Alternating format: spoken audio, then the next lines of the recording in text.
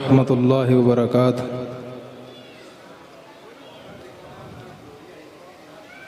इन्नल हम्दलिल्लाह नहमदुहु व नुसल्ली व नुसल्लिमु अला रसूलिहिल करीम। अम्मा बाद फ़अऊज़ु बिल्लाहि मिनश शैतानिर रजीम। बिस्मिल्लाहिर रहमानिर रहीम।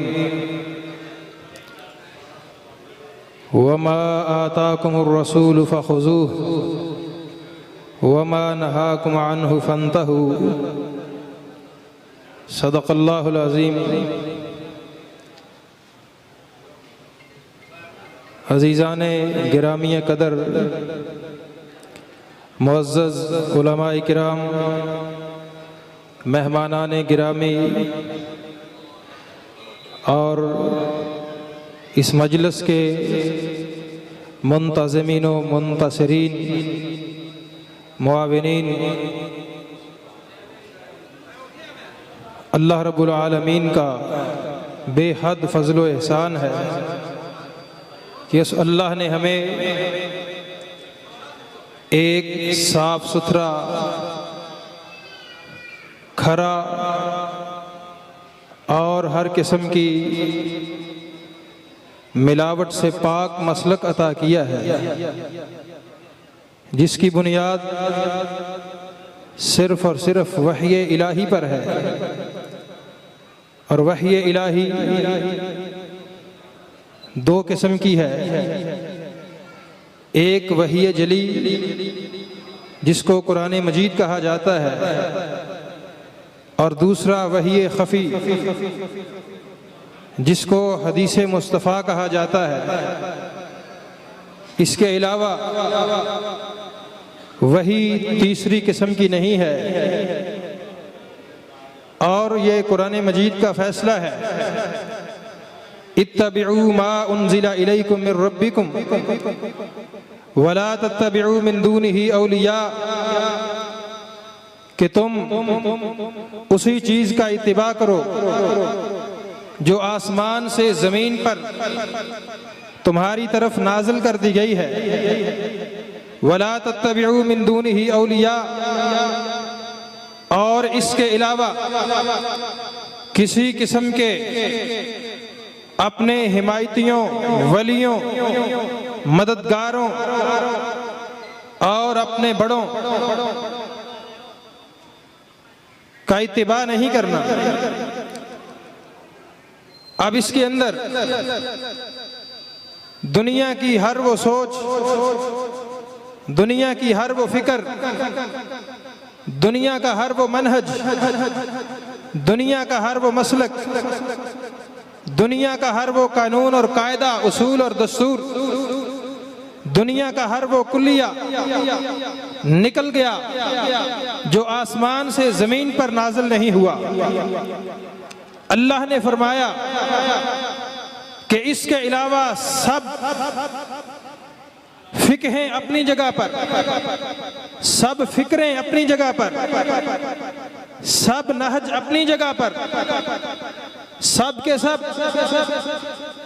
थिंक टैंक्स अपनी जगह पर, लेकिन पैरवी के काबिल एक ही फिक्र है, एक ही दस्तूर है, एक ही कायदा और कुल्लिया है, और वो है जो आसमान से जमीन पर नाज़िल हुआ, और जिसको सिर्फ और सिर्फ जिब्राइल अमीन लेकर आए मोहम्मद अरबी सल्लल्लाहु अलैहि वसल्लम के कल्बियत कर पर। मेरे भाइयों, यही वो फिक्र है, यही वो मनहज है, यही वो मसलक है, यही वो रास्ता है, यही वो प्लेटफार्म है जो अल्लाह ने हमें दिया। और इसी बुनियाद पर अल्हम्दुलिल्लाह आज अहलुल हदीस ने अपनी बुनियाद रखी है। आज से नहीं, शुरू से ही मुझे बतलाइए जितनी भी दुनिया के अंदर आज फिके हैं, दुनिया के अंदर आज फिक्रे हैं, लोग जिनकी तकलीद करते हैं, उनके बनाने वाले, उनके जारी करने वाले और उनके नामों से मौसूम करने वाले आइम्मा, उनकी पैदाइश से पहले जो मुसलमान थे, उनकी पैदाइश से पहले जो पैगंबर इस्लाम को मानने वाले थे, वो कौन सी फिका पर चलते थे, वो कौन से मसलक पर चलते थे, वो कौन से नहज पर चलते थे, उनका अकीदा क्या था, उनकी नमाज कैसी थी, उनकी ज़कात कैसी थी, उनका हज कैसा था, उनके रोजे कैसे थे, उनके दुनिया के, दीन के, खानदानों के, माशरे के, तालीम और सियासत के और उनके उसूले हुक्मरानी क्या थे।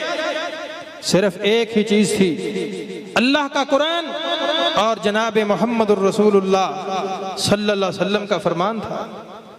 तो वो बेहतरीन लोग थे, खैरुल कुरूनी करनी थुम्मल्लज़ीना यलूनहुम थुम्मल्लज़ीना यलूनहुम। आपने फरमाया सबसे बेहतरीन मेरा ज़माना, मेरा दौर है, फिर उसके बाद उन लोगों का जो उनके बाद होंगे, फिर उसके बाद उन लोगों का जो उनके बाद होंगे। ये गारंटी मेरे नबी ने दी है। इन अदवार के हामिल, इन अदवार के रहने वाले, इन अदवार में जिंदगी बसर करने वाले अहले इस्लाम वो कौन सी फिका को मानते थे, वो कौन से कानून और कायदे को मानते थे।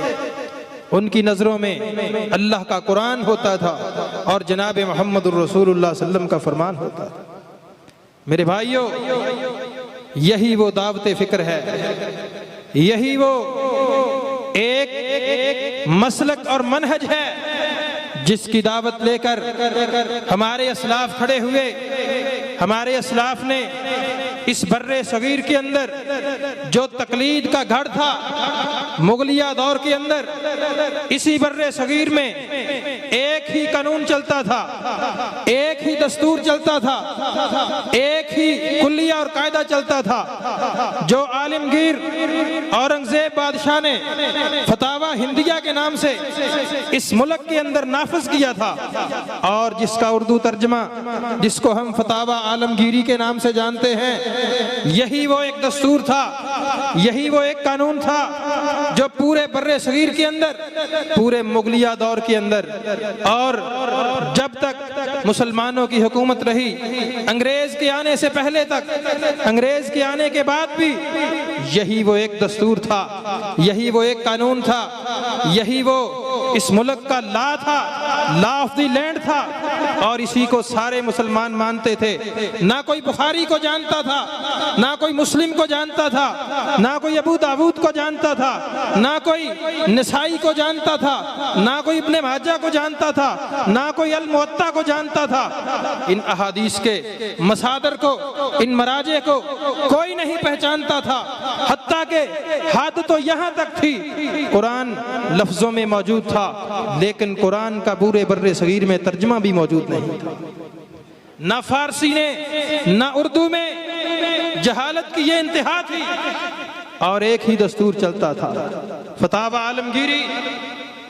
उसकी उसकी पैरवी पूरे हिंदुस्तान के अंदर राज थी। हमारे ही असलाफ थे जिन्होंने तकलीद के इस जमूद को तोड़ा, उसूलों को हिलाया और हिंदुस्तान के अंदर एक इल्मी तहरीक को पैदा किया और इसके बानी मबानी शेखुल हिंद, इमामुल हिंद, हुज्जतुल इस्लाम हजरत शाह अहमद बिन अब्दुल रहीम शाह वलीउल्लाह मुहद्दिस देहलवी रहमहुल्लाह, जिनके नाम से दुनिया वाकिफ है, उन्होंने इस जमूद को सबसे पहले तोड़ा और उन्होंने मदीना मुनव्वरा के अंदर इल्मे हदीस को हासिल किया। अपने उस्ताद शेख अबू ताहिर से इल्मे हदीस को हासिल किया।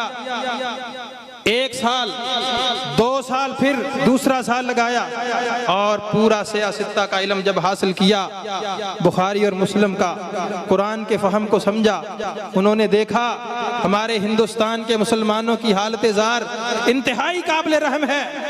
उन्होंने यहाँ आकर इस तहरीक को शुरू किया और सबसे पहले उन्होंने तकलीद के जमूद को तोड़ा। इक़दुल जीद फी हुक्म तकलीद रिसाला लिखा और लोगों को इस तकलीद के नुकसानात से आगाह किया और इत्तिबा के फ़वाइद को बताया। और उन्होंने फिर इस हिंदुस्तान के अंदर इल्मी तहरीक को पैदा किया। सबसे पहला तर्जमा हिंदुस्तान के अंदर कुरान मजीद का शाह वलीउल्लाह मुहद्दिस देहलवी उन्होंने किया। फारसी जुबान के अंदर सबसे पहला फारसी में अल मुअत्ता का तर्जमा इमाम शाह वलीउल्लाह मुहद्दिस देहलवी ने किया और इस हिंदुस्तान के अंदर उन्होंने इल्मी तहरीक को पैदा किया। जब उन्होंने तर्जमा किया, हिंदुस्तान के मुसलमानों ने जो तकलीद की अंधाधुंध गहराइयों में जा चुके थे, हजरत शाह साहब पर कुफर के फतवे लगाने शुरू कर दिए।